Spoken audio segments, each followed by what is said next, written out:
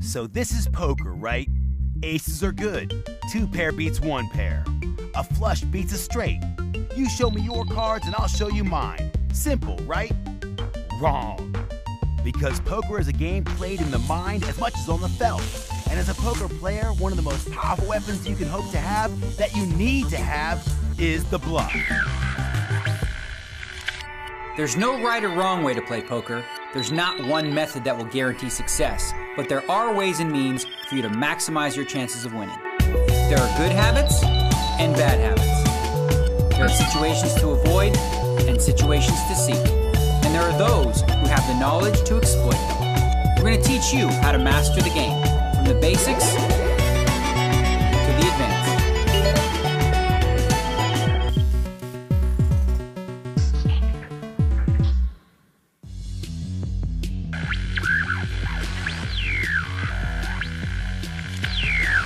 Four shows down then, and while we might not have covered everything you wanted to know about poker, we have covered the mechanics, the value of starting hands, and position.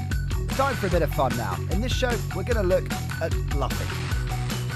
2 tutorials for you today that cover, yes, bluffing, and the continuation bet. This show features poker from all over the planet, but today, the action takes us to Las Vegas and South America. And we open the vault to replay some classic and creative poker moves from the Bahamas. We stay in the Bahamas as 4 poker heavyweights talk tactics. Pagano, Russo, Barry and Moneymaker discuss the art of bluffing, while analysis comes courtesy of 2005 World Series of Poker champion Joe Hashem. Plus, Nacho Barbera reveals the secrets of his success as he relives his back-to-back triumphs on the Latin America Poker Tour. That's all to come, but first, your tutorial. Bluffing is an integral part of the game of poker. In its simplest form, a bluff is a bet or raise with a hand which is not thought to be the best hand. It's what makes the game so interesting. Does your opponent really have a big hand, or are they just pulling off a big bluff? Here are the most important reasons to bluff. To win pots you would have lost otherwise. To make your opponents wonder if you really have it. And to put pressure on your opponents. The first reason to bluff is both very obvious and very important. Bluffing allows you to win pots even if you have a weak hand that would have otherwise lost. Raise. It's pretty hard to make a good hand and hold them. If you always fold your hand when you don't hit anything, your opponents will pick up a lot more pots than you do. The second reason is important for when you actually do have a very good hand. If you never bluff, everyone will know when you have something if you better raise. I just see your soul. When you have pocket aces, you don't want everyone to fold, do you? The third reason to bluff is to put a lot of pressure on your opponents. Some of them will crumble and be very intimidated. They will react passively and will fold a lot of better hands. Other players might get upset, play badly, and throw away their chips. Now that you know why to bluff, we're going to show you how to bluff. Look for signs of weakness and attack. Don't bluff if there are too many other players. Bluff to represent a hand. Play it as you have it. If your opponent is weak, it's much easier to bluff them off the hand. Therefore, you should look for signs of weakness and attack if you spot them. You should also try to bluff if you only have one opponent, for this simple reason. The more opponents you have, the more likely it is that at least one of them has a good hand. The last way to bluff is to represent a hand. Let's take a look at an example. Here you've got King-Queen, and have called an under-the-gun pre-flop raise, so you can assume that your opponent has a strong hand. The flop is 7-Jack-10 with 2 diamonds to give you an open-ended straight draw. Your opponent bets, and you call. The turn is the 4 of clubs. They bet, and you call again. The river is the 6 of diamonds. You've missed your straight draw, but the river has brought all kinds of straight and flush possibilities to the table. Your opponent bets again. Now's your opportunity. It's extremely unlikely that your opponent has a straight or a flush, as they have bet throughout the hand. They probably have a high pocket pair, or maybe a set. Now you make a big re-raise, and unless they have a strong read on you, they can't continue. You've represented the flush or straight, and you can win a nice big pot. Recap. Now you know why you bluff and how to bluff. The 3 reasons why: to win pots you would have otherwise lost, to keep your opponents guessing, and to put pressure on your opponents. How to bluff? Well, look for signs of weakness and attack, avoid bluffing against too many players, and represent a hand. Follow these rules and your bluffs will be successful. Hopefully.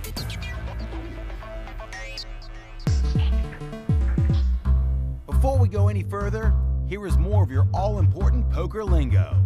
Never call me. Don't play with me. Can't show aces every hand, because then when I raise the kings, you'll know I'm weak. You're on the flush draw. Trapped it. Just snap me off on jack high. Nice time. It's terminology time. Tilt. When a player tilts, they're letting their emotions control the way they're playing. A player on tilt is likely to play more pots, more aggressively, and other players often take advantage of this. You on tilt? Yes. To never go on tilt is considered to be an important part of being a professional poker player. Fish. A fish is basically the name given to a bad player, the kind of player you like to have on your table.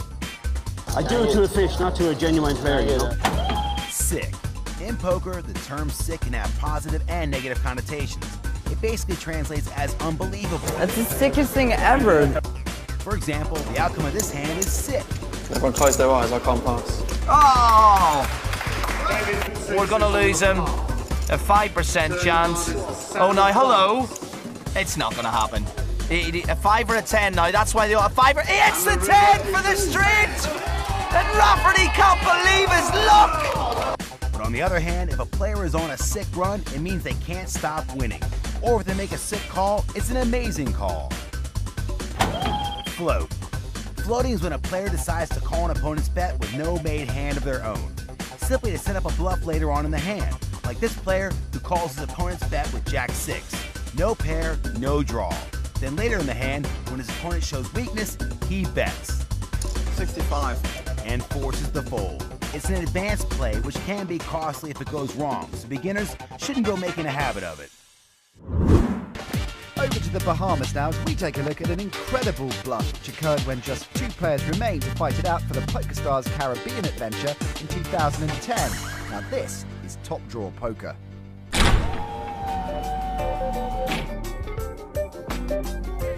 In this hand from the PokerStars Caribbean adventure, Harrison Gimbel pulls off an incredible bluff, using all 3 of the tips we mentioned earlier in the tutorial. Wow. Tyler Ryman flops a straight. Firstly, he's only up against 1 player. This is when a bluff is more likely to work. His opponent, Tyler Ryman, has made the best possible hand, a straight, until the river card is dealt. At which point, Gimbel finds his reason to bluff. Gimbel decides the size of Ryman's bet represents weakness, and he chooses to execute tip number 3. Small one. All in, raise from A Harris. huge bluff and represent the flush. He represents a hand, in this case, a flush. Ryman is forced to fold. Now that's what I call bluffing.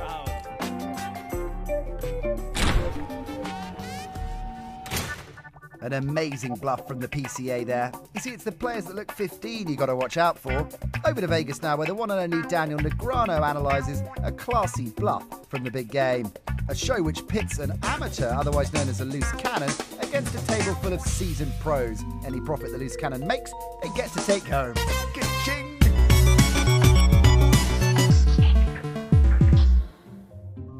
Here's the action so far. Pro player David Pete, aka Viffer, called the pre-flop raise of amateur Troy Howard. Both players checked the low flop, and after the ace on the turn, the loose cannon bet $10,000.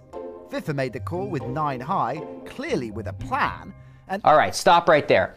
Oh, sorry, Daniel. Some people think to bluff, you gotta raise when the ace comes.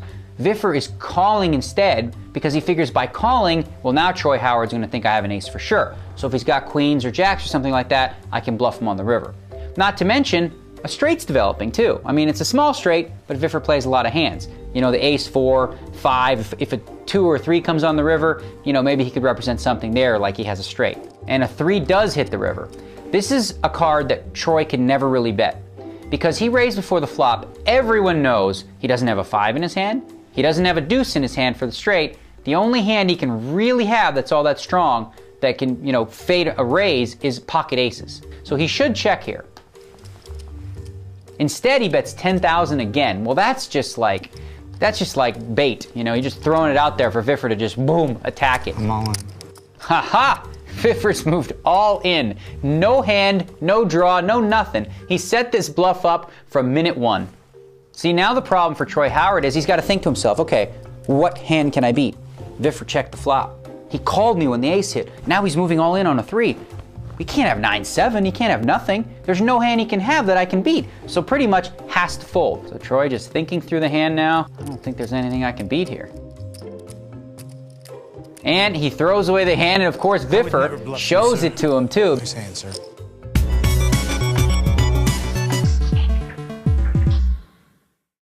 If you want to watch the show again, recap previous episodes, or join the series at a more advanced level, then go to everythingpoker.com. Time for a break now, but before we go, a test. Poker is a game of selective misinformation, so our question to you is simple.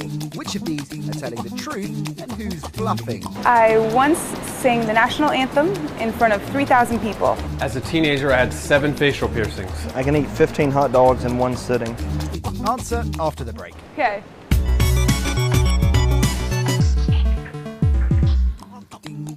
So before the break, we asked who was telling the truth. Well, it wasn't Vanessa. Russo has never sung the national anthem in front of 3,000 people. She's got a terrible voice. Sounds like a cat with a sore throat. Chris Moneymaker cannot eat 15 hot dogs in one sitting, allegedly. But David Williams did once have 7 facial piercings. Ouchie. And if bluffing is lying, then the continuation bet is poker's version of the little white lie. What is a continuation bet? Time for your next tutorial. A form of bluffing used frequently at the tables is the continuation bet, or better known as the C-bet. It is referred to as a continuation bet as it is a continuation of an aggressive pre-flop strategy. That is, if a player bets or raises pre-flop, then they should continue to bet post-flop, whether they have made a hand on the flop or not. If players do not c-bet, it will become very obvious to their opponents whether they have made a strong hand. If you bet pre-flop and then check after the flop is dealt, it is a sign of weakness. Therefore, players make continuation bets. However, it shouldn't be used every single time. We've outlined 4 important rules to consider. C-bet less often against 3 or more opponents. The reason behind it is the same as with other bluffs. The more opponents you have, the more likely someone has a good hand to call or raise you with. C-bet less often against a tricky opponent. Tricky opponents will look to test you with a re-raise. They may become too expensive to try and hit your draw. C-bet more often if your opponent is tight. Tighter opponents are more likely to fold. C-bet more often if the board is dry. A dry board means mostly low, unsuited, and unconnected community cards. The continuation bet is a very strong weapon in your arsenal. Therefore, you should use it quite frequently, but don't overdo it. So learn your lesson. If you want to succeed in poker, you're going to need to chance your arm at times, whether it's an audacious bluff or a strategic piece of aggressive timing. Selective misinformation can be the key to success.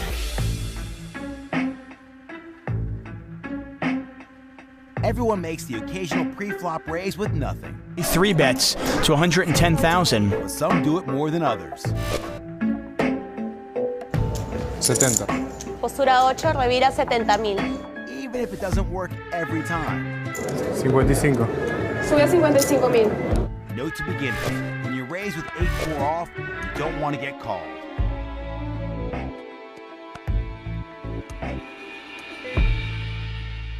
Well, he re-raises it up to 448,000. I raised under the gun with 8-4 off or something, and he's on the small line and he 3-bets me. So I think forever, and I have like, no, I didn't think that much, but I had 33 big blinds or something, and I thought it was like a really good reshove spot.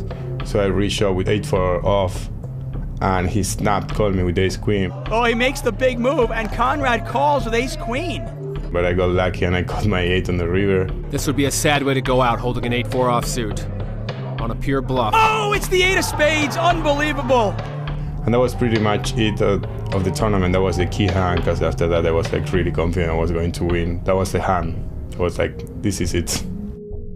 In 2010, Nacho Barbero made bluffing, creative raising a very profitable business. And Barbero wins, he can't believe it. It's back-to-back Barbero. Capitalizing from his good fortune, he went on to win $250,000 at the Latin American Poker Tour in Lima, Peru. Not bad, especially when you consider the fact that he also just won the preceding LAPT event at Punta del Este. It's a 10! It's a 10! You begin to realize that this guy is more than just riding his luck to his 15 minutes of poker fame. To put his 2 LAPT titles into context, no one had ever won 2 tour titles before. Nacho did it back-to-back. When I went to Lima, I wasn't thinking about winning too. I mean, every time you enter a tournament, obviously you're thinking about winning, but it's not like you're like planning on doing it. It's like, it's so tough. I mean, we were counting the odds and it was like really unlikely that it would happen 2 times in a row. But then when you're getting close and you start thinking, wow, maybe I win this.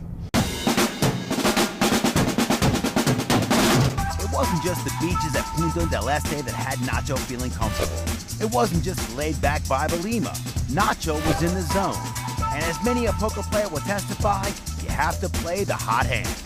I think the confidence in a poker player is actually the most important thing. Whenever you start feeling that things are going your way and you get the better reads of people, you get the best timing, everything like just flows. It's not like you are forcing anything. When things aren't going good, I always recommend you just like have to take it easy, don't play a lot. And whenever you have like the high confidence that you've been winning a lot, just try to go to every possible tournament and enter everything, play online, play live, play 24/7. Doesn't matter, just go with it because you're gonna be doing good. Nacho is a laid-back character. It's hard to imagine sometimes the over-aggressive pre-flop raiser who sweeps all challengers before him. But the fact is, there's more to Nacho's game than pure aggression. Like everyone should, Barbero varies his play according to the state of the game and his opponents.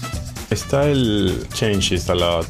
At the beginning of the tournament, I'm really, really tight and try to spot the players that they have weakness or leaks. And then as the antes and the final table arrives, my style becomes like really, really aggressive.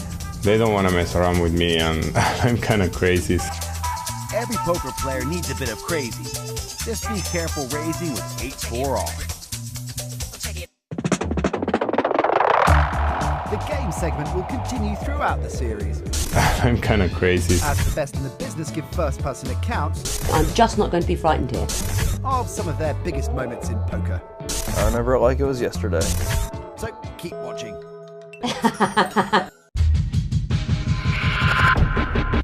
If you want to learn more about poker, go to PokerStars.com. Okay, here comes the relaxing part of the show. Let's get to know the players a bit more as they focus on today's topic, bluffing.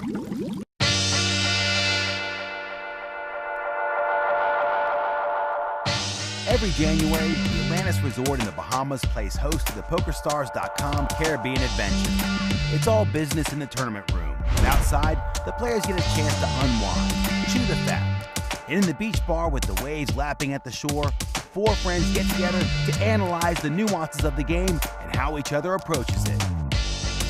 Liv Bourret, winner of the EPT San Remo title and over $1.5 million to go with it. Luca Pagano, who has more EPT cashes than any other player.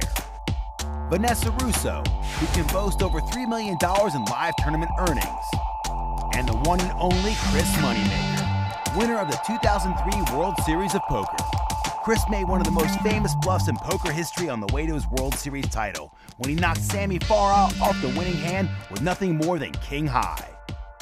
Probably one of the most interesting abilities in poker is to be a good bluffer.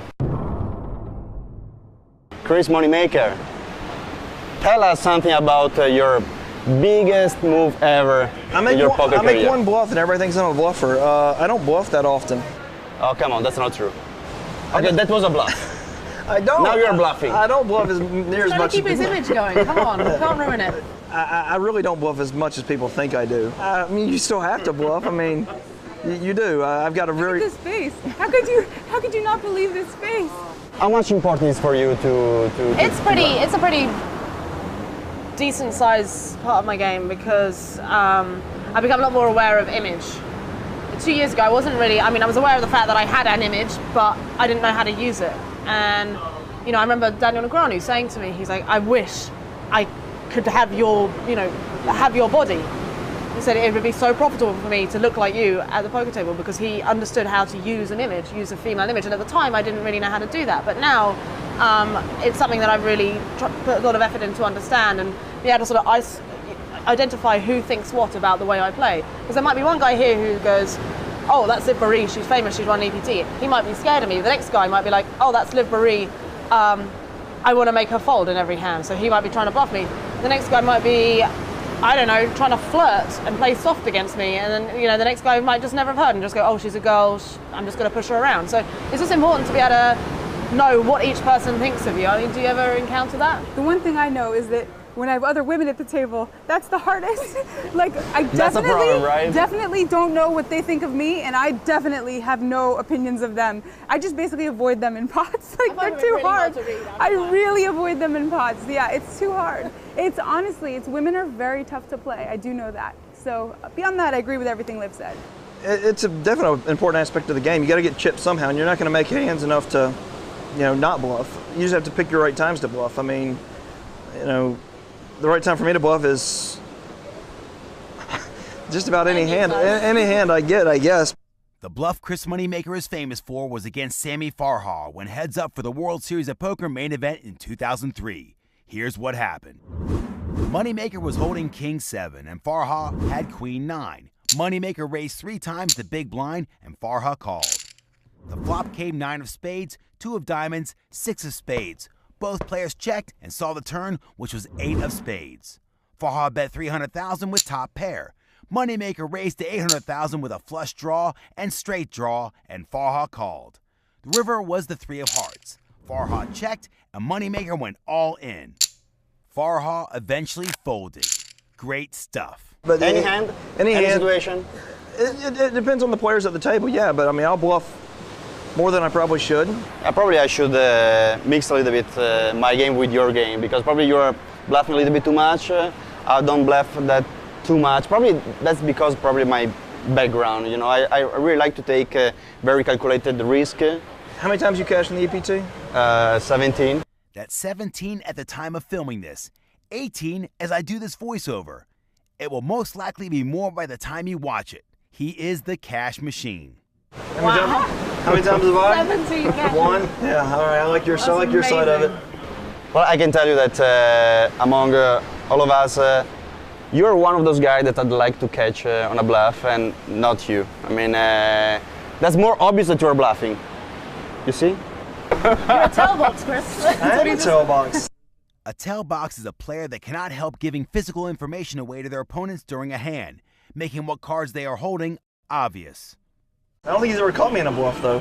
Why, in your opinion, all these new players, these new kids that are approaching the tournaments are so aggressive and they like to make such big bluff at the table? I mean, why? What's the reason behind that? Machismo, that's why. Machismo, right? They all just sit there, they talk to each other, and everyone wants to have a cool story to tell their friends. I don't know, I mean, because to an extent, playing very aggressively can be profitable in the right situations, but I think sometimes people take it to the extreme, you know, and you see things where people are...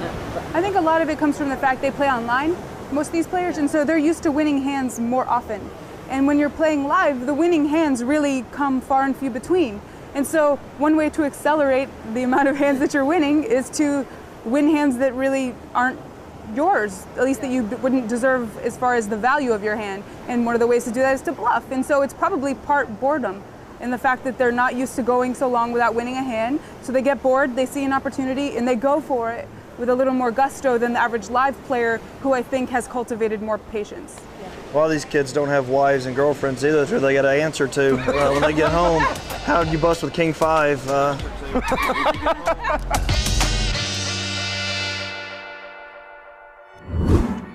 Okay, so that's not everything you wanted to know about poker, but it's a good start. Let's review what we've learned today.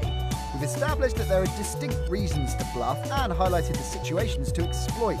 We checked out some fantastic bluffs from the archive and found out just how and why they could be executed. And we've learned that David Williams isn't afraid of needles.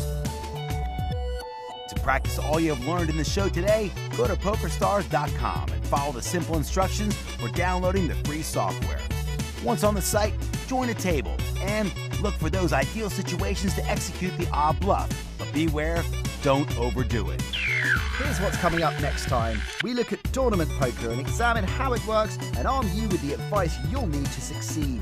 We'll hear just what it's like to win the big one and learn all about the tournaments which are available to enter. We should add before we leave that bluffs don't always work. All in. Go on.